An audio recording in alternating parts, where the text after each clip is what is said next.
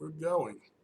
Good evening. This is Rob Bell, and this is Getting the Record Straight, our Black Rock and Soul segment. Good evening again, and this is the 30th of April. Really bad weather out there, but hope everyone is staying safe and doing the things that have been recommended in terms of social distancing and all of those things, the mask and what have you. At any rate, really excited. I'm going to have a guest interview in a minute or two. Brother Warren Cooper, who's a Philadelphia musician and host of the radio show Ovations on WRTI, that's 90.1 FM, Temple's radio station, legendary station, I might add, as an alumnus myself of Temple.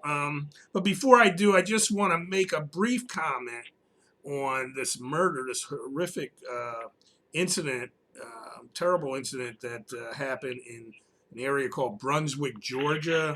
A brother named Ahmaud Arbery was chased down by a former policeman, I believe, and his son. Of course, as usual, Ahmaud was 25 years old, but was unarmed. He was jogging.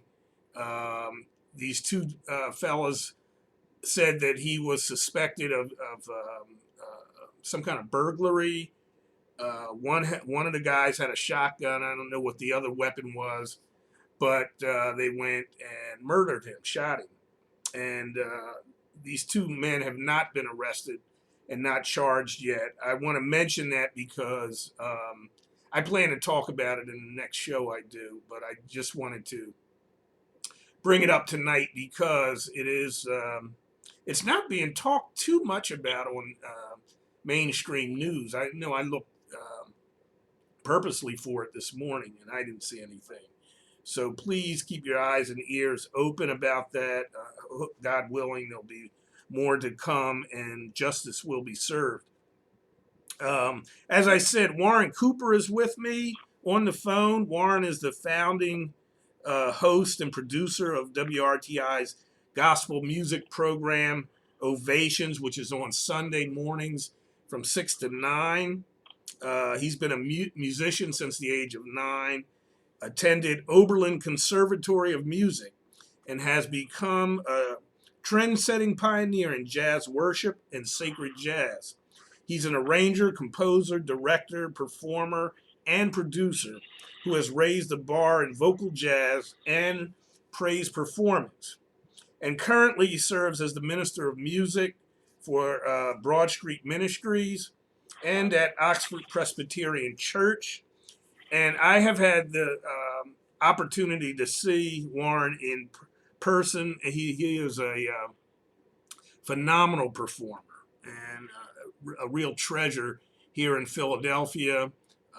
I don't really disperse accolades lightly, and when I say he's phenomenal, I'm really understating it. He is a real treasure here in Philadelphia, and I'd like to introduce you to Warren Cooper. Warren, good evening. Good evening. I'm afraid to say anything after that introduction. I have to mitigate the echo of whoever that dude was. It's first great to be with you. Appreciate the invitation. It was funny, so I'm experiencing an interesting moment. So the bio that you're reading is actually probably the one that's on the station, and it's reflective of a couple of things, not the least of which the need of update. So, but what's interesting about that particular period is that the record that I'm about to release is literally from that period. So I was just taking a Rod Sterling moment to enjoy the fact that that's true. So we did do Broad Street Ministry and have kind of done some traveling as of late and have been focused on a number of different things, not the least of which, but some intelligent ways to focus on the new way that we have to do worship. This COVID situation has presented both challenges and opportunities, so we're trying to be creative in how to approach that and help people think about that. that's some of the work we're doing now. And as I said, we're getting ready to release the project I was talking about. It's called the Liturgical Worship and Songbook, which is kind of a resource for emerging worship communities. It's a Christian kind of focused thing, and it speaks about how different ways, different styles of music, and a lot of the music actually that is there is music that I created for that Broad Street Ministry experience back in 2005. So it's an interesting time. It's kind of things are coming around, and I'm trying to figure out what to do with my hair. You and me both, and you're fortunate right now because you're not on the video as I am, and I tell you, I don't know what I should have. I should have my mask on now. Well, I have mine right here just in case the breeze comes. Look, why don't you? What I gave, I believe, was just a synopsis of what you've done and kind of how where you came from. Why don't you expound on that and fill in some of the blanks in terms of your career? So I describe myself as growing up in church and growing up in jazz. You know, both of those things happen. I am the oldest son of a Presbyterian minister. You're in a black Presbyterian church, which is different than other Presbyterians.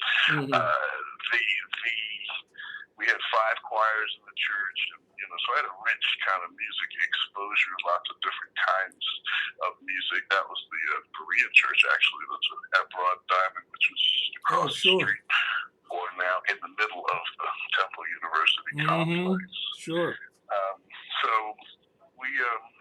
I grew up listening to that music, and when I was in the church, there's some older kids that kind of wanted to go around the corner for their own purposes, but where they were going, they were playing jazz. So I don't know who I heard. It might have been Miles or whoever, because all of those cats were playing on Columbia Avenue at that time.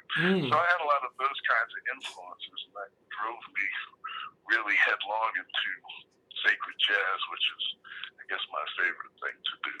So in 1994, which is the same year we started doing Ovations, I did the Doing Church with Jazz performance. Was a live performance so we're celebrating, I guess, that's 26 years ago. So I'm still doing that, and a lot of things.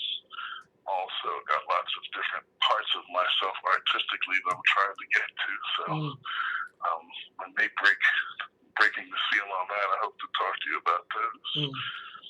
Well, I saw you perform at the Clef Club, I believe. It was I think it was like a memorial service for, I want to say Nate Ingram. I'm not sure if that's Nate's last name. I believe that's true. Yeah. Well, Nate's a fraternity brother, and he passed away in Japan, and he was a marvelous vocalist. But anyway, I saw you at that, and you just brought the house down. And but I couldn't remember. Do you play the keyboards also, or do you only?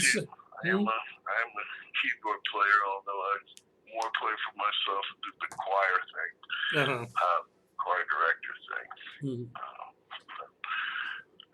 So a lot of the newer stuff that actually we're doing is with the band that has me on the piano.